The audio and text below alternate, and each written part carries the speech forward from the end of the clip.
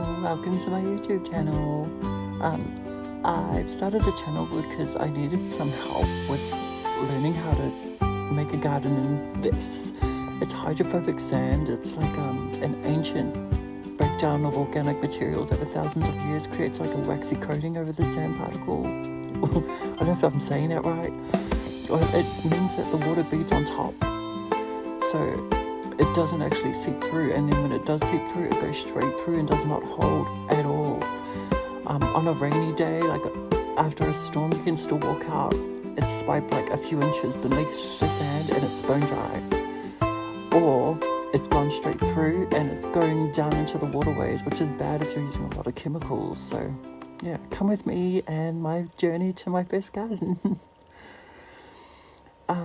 Don't forget to like if you like my videos, and share, and I want you to leave comments. I think that'll be cool.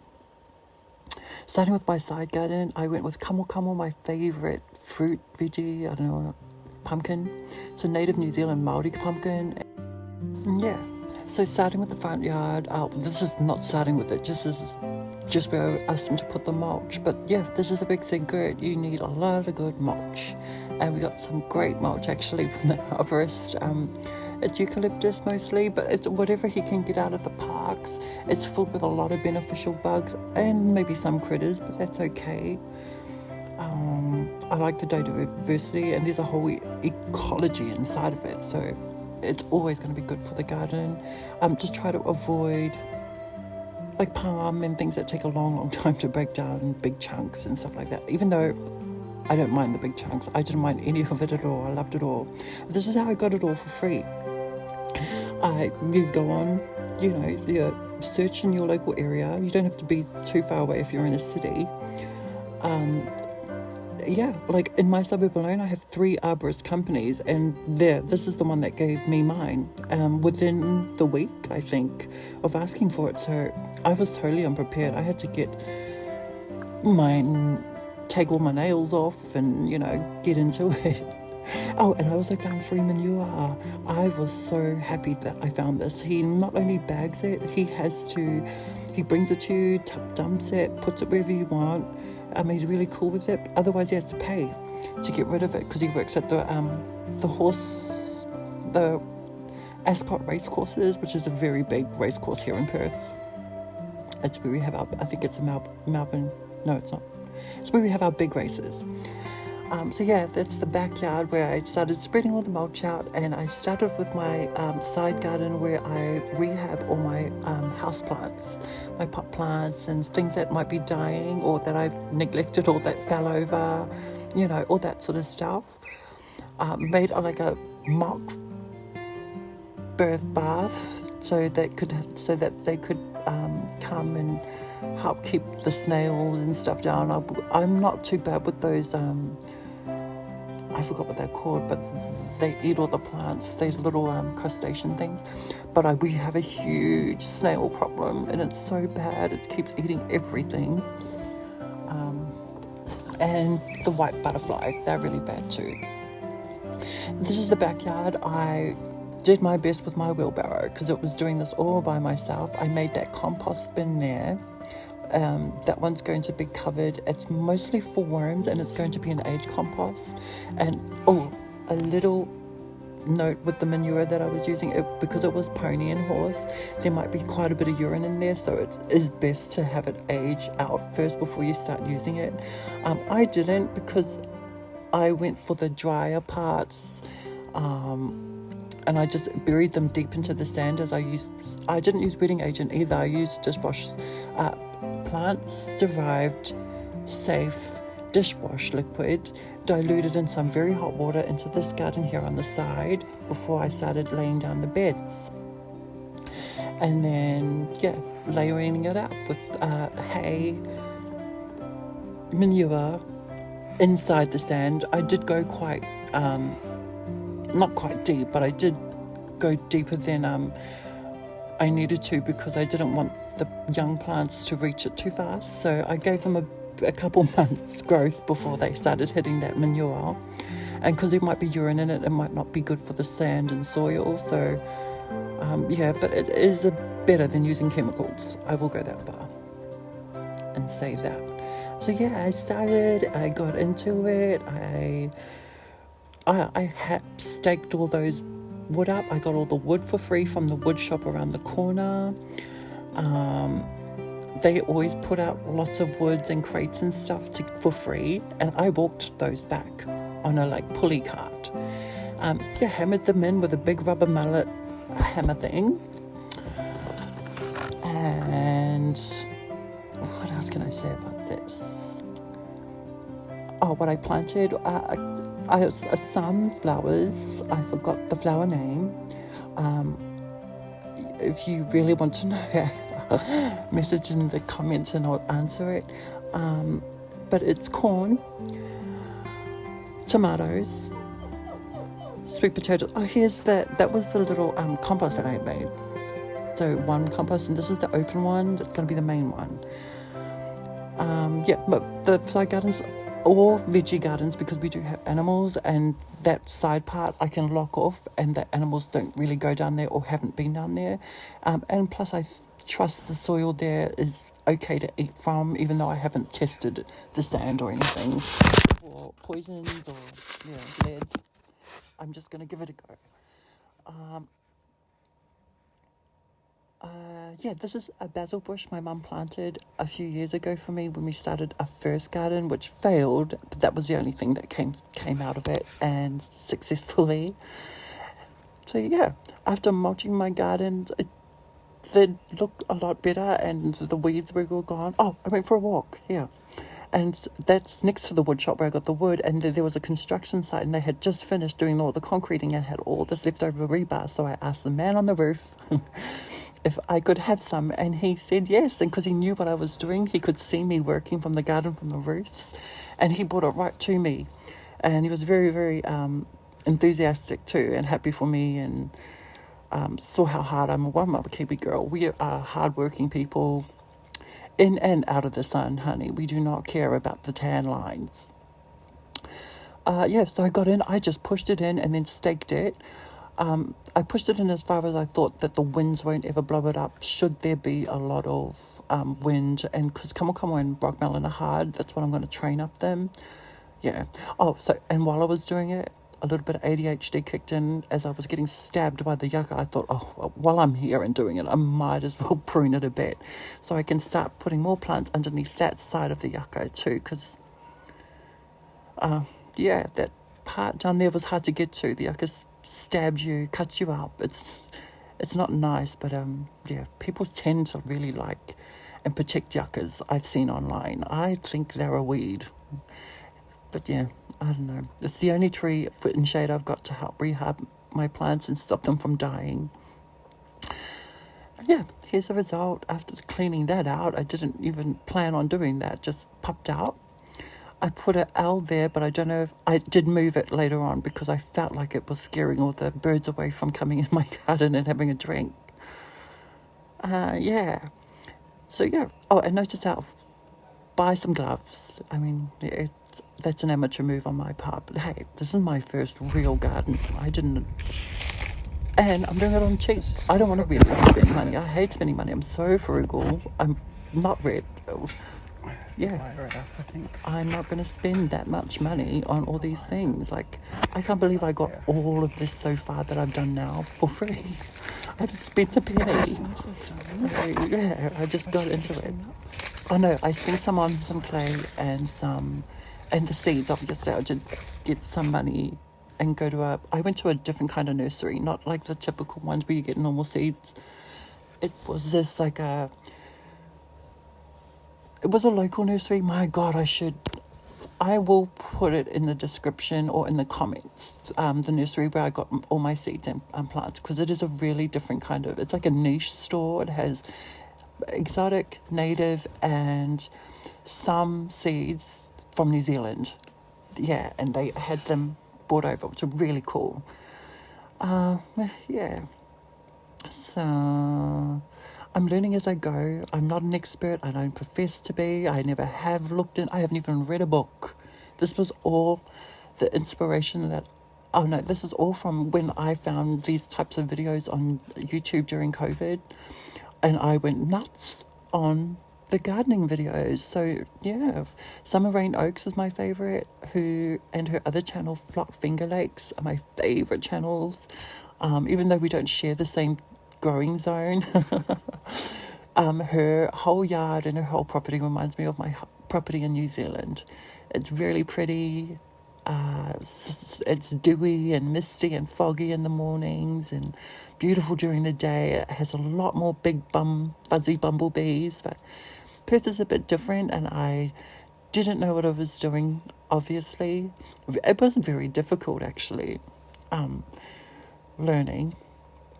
This is a native. I've got some natives growing, and I'm going more the native route because I have noticed it's been bringing a lot of the...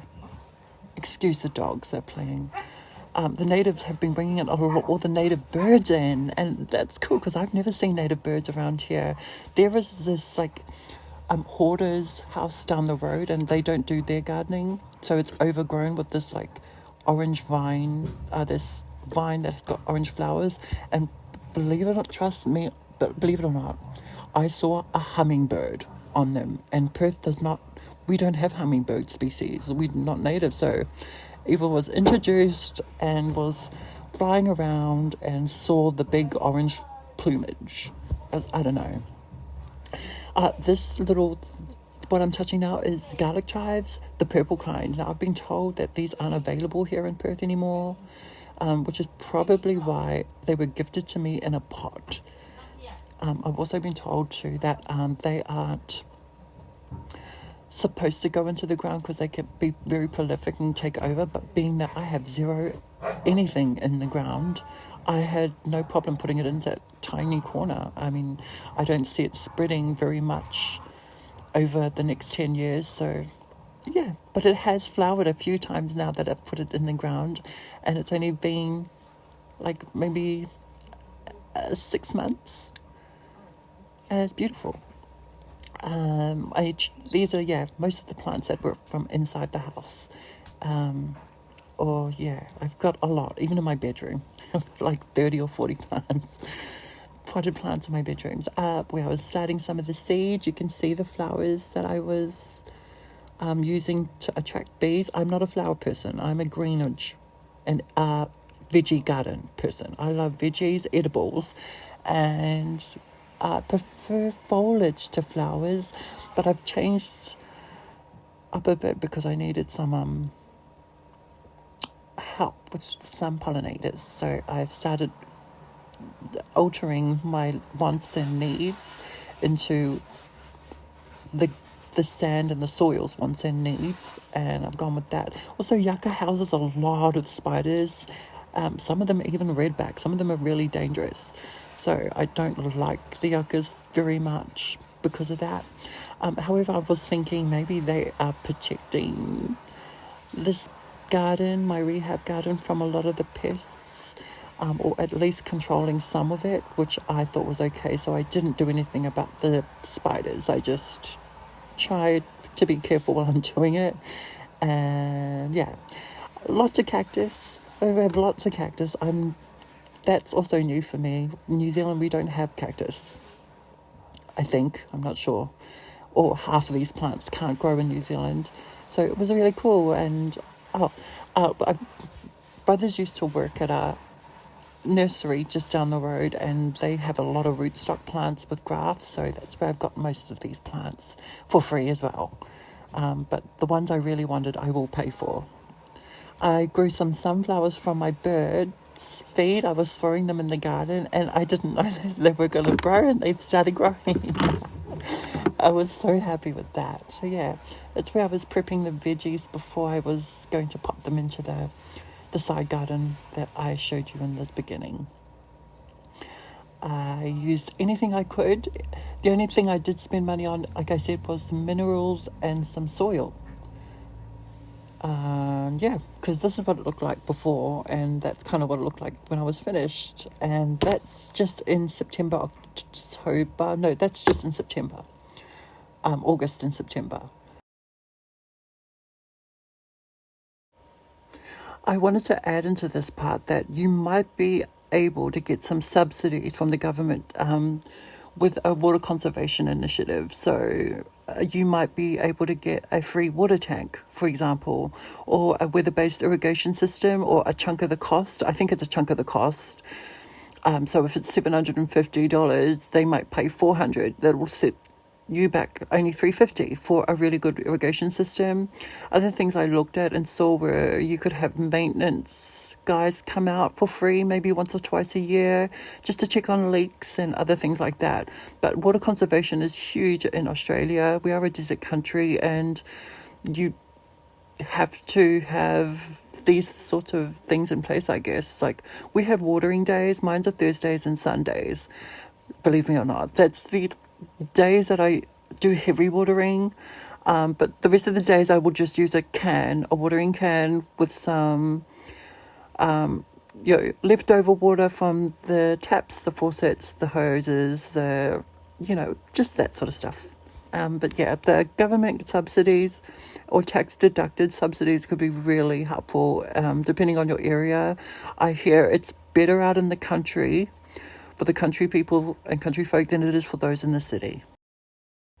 So I'm realizing now that I don't have the names of the plants down pat. I don't have the names of the insects or the bugs and the beneficial things.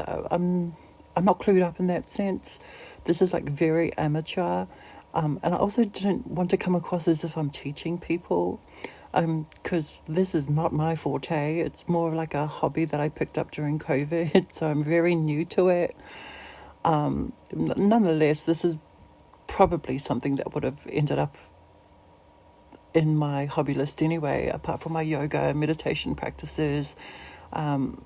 This definitely falls into that in terms of therapy for me. So I've really enjoyed doing that. And this time I've got a little bit of knowledge now, and I've grown a little bit too. So we're getting there. If you have anything that you would like to share with me, that would help me as well, I would appreciate that. I'm not adverse to criticism and change as I grow. That's the whole point of doing this, as well as teaching people who also don't know what to do in this type of sand. If you're new to the country or new to the area, you do have to do a bit of research. It's not like in New Zealand's volcanic ash where you could stick a plum seed in the ground and boom, you've got a tree. It's not like that at all here. You have to do a lot of rendering, replenishing, and it's not permanent either. You have to carry on doing that, because once you stop, the garden will eventually stop, and just revert back if there's no real big trees around to keep replenishing the top of the sand and creating all that good breakdown and mass. I might be using my big words wrong here too. So she's not the sharpest cookie. I apologize now for that. I should have put a disclaimer in. Actually, no, I should have did a bit more work. But yeah, being this is my first video, I was being finicky with the editing because I don't know what I'm doing. So in the end, I just gave up and just went with, I think I'm doing an ABC version of using CapCut to edit the videos on the phone. And it's tedious, and I don't have laptops, microphones, or anything. I just want to make this to help people that, might need to know that, growing stuff in this type of environment, if you're not from this type of environment, is very hard, daunting, and I don't want to discourage anyone, but you do have to do a bit of research.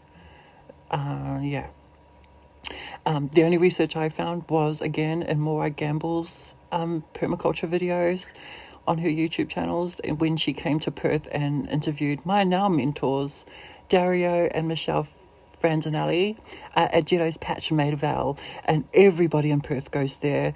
They have this tiny suburban plot. It's like a same size as my house, might be a tad bigger or smaller, who knows. And so it's a permaculture, no dig, edible garden. Since COVID, the people that have been turning up to look at her plants have been young, like young families in their 20s, even enthusiasts who are in their early teens and 20s. So that was a real cool. I'm so glad I was on that wave and caught that wave and rode it with everybody into learning about gardens and getting back into nature and, you know, outside in the sun and connecting with people as well, because that's a cool part. I want to get into doing seed trading once I've gone into seed trading and propagation trading. I love the idea of that, bartering and swapping and trading your plants, and all the people that have helped me I would like to thank. So that would be Dario and Michelle at Jetto's Patch, Ruby Blue, her little antique shop in the corner of High Wycombe Village, she's now moved to her home. So for those local to the area, Ruby Blue's a real big help for anything really. She's a cornerstone of the community. So yeah, thank you, Ruby, and thank you to everybody else that is watching. If you liked my video, be sure to like, share and subscribe, and I'll see you in the next video.